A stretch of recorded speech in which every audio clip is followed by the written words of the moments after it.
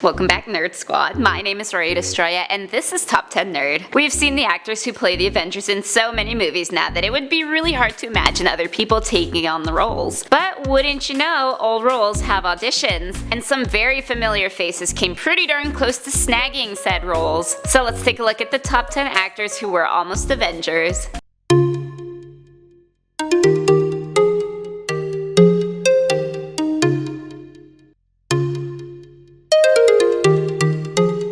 In the number 10 spot, we have Jake Gyllenhaal. Before filming Spider-Man 2, Tobey Maguire injured his back due to his role as a jockey in Seabiscuit. Those darn horses. So he was understandably not feeling up to some of the feats required of being Spidey, which threw everyone into a loop. That's when Southpaw and Nightcrawler actor Jake Gyllenhaal stepped up and was prepared to take over. Luckily, Tobey made a recovery, although I guess unluckily for Jake. But now Jake gets to be Mysterio and Far From Home, so it all worked out in the end. Next at number 9 is Tom Hiddleston. You already know that Tom plays Loki in the Avengers and Thor films, so he basically kinda is an Avenger, one that they've been trying to shake free of. Looks like they got their wish. Oops. But Tom actually auditioned for the role of Thor, and he even packed on quite a bit of muscle to look the part. But in the end, the previously unknown Chris Hemsworth scored the role, and Tom has never been far behind since. Coming in at number 8, we got Josh Krasinski. Chris Evans originally was not too keen to play the patriotic Captain America, so while Marvel had offered him the role, he turned it down several times before accepting. John Krasinski from The Office, meanwhile, had made it as far as a costumed audition for the role before he decided himself that he just wasn't cut out for the job.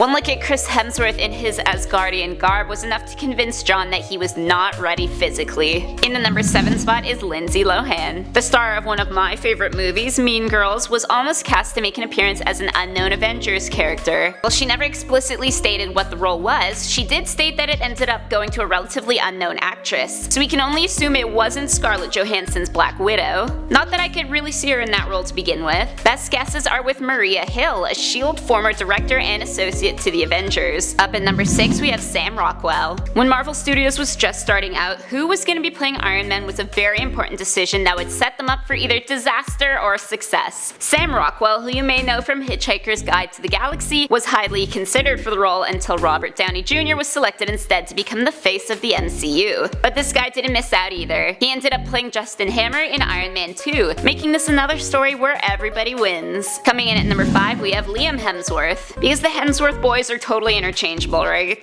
Liam was actually the brother who was on the director's shortlist to play Thor, but after a stellar second audition, the role went to brother Chris, despite the fact that he kinda blew the first one. But now we know Liam so well for his role in Hunger Games that it may have been kinda weird to see him anyway. Next up at number 4, we got Joseph Gordon-Levitt. Paul Rudd and 500 Days of Summer actor Joseph Gordon-Levitt both ended up neck and neck in the race to score the role of Ant-Man. In the end, the role went to Paul Rudd because Ant-Man is a role that requires a bit of charm and a good delivery of humor, and the ageless face definitely helps. But make no mistake, it was an extremely close one with these two frontrunners. Up next at number 3 is Glenn Howerton. If you ever watched It's Always Sunny in Philadelphia, then you would know that Glenn is funny and amiable, and yes, maybe he would have been a good fit for Star-Lord. James Gunn himself said the actor would have been his second choice. But everyone also knows that my personal, very real and not fake husband Chris Pratt suits the role to a T, and he also needs it to support our family, so you know, just leave him alone. In the number 2 spot, we have Emily Blunt. If scheduling conflict hadn't gotten in the way, we could have had ourselves a British Black Widow,